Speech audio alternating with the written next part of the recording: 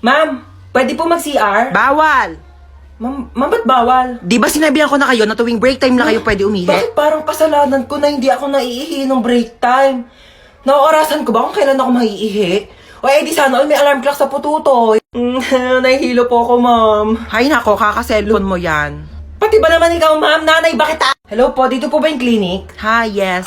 Nahihilo po kasi ako. Baka meron po Diyos kayo mio, kaka-cellphone mo yan eh. Isa pang kaka-cellphone niyo, papalunok ko na talaga sa inyo tong cellphone ko, nagigig. Alam niyo po ba, this past few days, parang nahihirapan po akong umihi. Alam mo, pahiran mo lang yan ng Vicks. Vicks? Excuse me? Kailan pa ako sinipon sa pututoy? Ma'am! Nasugatan po yung daliri ko. Nahiwa po ng kutsilyo dun sa cookery. Ma'am, baka meron po kayo dyan mga Band-Aid, Betadine, or... O, eto, Biogesic, inumin mo yan, gagalitan na agad. Bye, Jessic. Seryoso kayo, ma'am? Yes. Nilalagdat ba yung daliri ko? Ipapatulfo kita. Uy, naantok na ako. Tulog na tayo, be. Tara na, naantok na rin ako. Uy, wait lang, bago kayo matulog.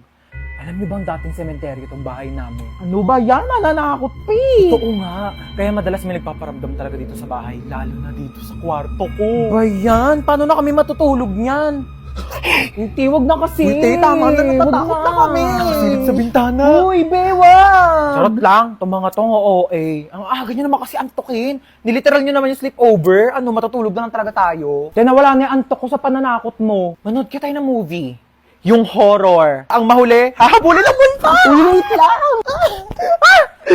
Play ko na yung movie, ah. Oh my God. Yan na. Wait lang, nagla-loading pa. Yan na, malapit na yan. Ayan na.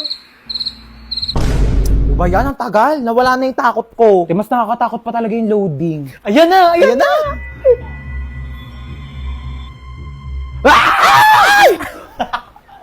Wait nga lang, i-post nyo muna. CR lang ako. Oh, bilisan mo. Prank din kaya natin siya. Lagi lang tayong tinatako. Tingnan pa tayo may ilaw, dali. Mag-play ka nga dyan ng nakakatakot na music, dali, para matakot. Sige, wait lang. Magsisearch ako ng horror music. Ano na, te? Tagal. Teka lang, te. Ang bagal ng internet nila. Ayaw mag-play. Ba yan? Ready na ako manakot, oh. Ay! Ano, ako patatakutin nyo, ah. Papatay-patay pa kayo ng ilaw. Dami nyong alam. Kaya ang hirap nyong iprank ka. Napakabagal ng internet nyo. Ewan ko ba? Ang mahal-mahal kaya ng binabayaran namin dyan sa internet namin. Pero ang bagal talaga. Yung wifi na gamit namin, Vida Fiber. 888 pesos lang per month. May unlimited internet na kami na sobrang bilis. And up to 6 devices pa. Uy, same! Vida Fiber din yung gamit namin sa bahay. Only internet talaga na abot kaya. Up to 35 Mbps ang speed. Tapos may libre pang Blast TV para sa mga Vida Fiber subscribers. Lo, sabihan ko nga rin sila mama na magpalit na kami ng internet. True. Para iwas lag ka talaga sa kahit ano gagawin mo online. Tsaka para next time, pag prinang ka namin, hindi na maglalag yung internet nyo kasi naka Vida Fiber na kayo. At least sa Vida Fiber, alam mong sulit yung binabayaran mo. Uy, sino kinakausap nyo dyan?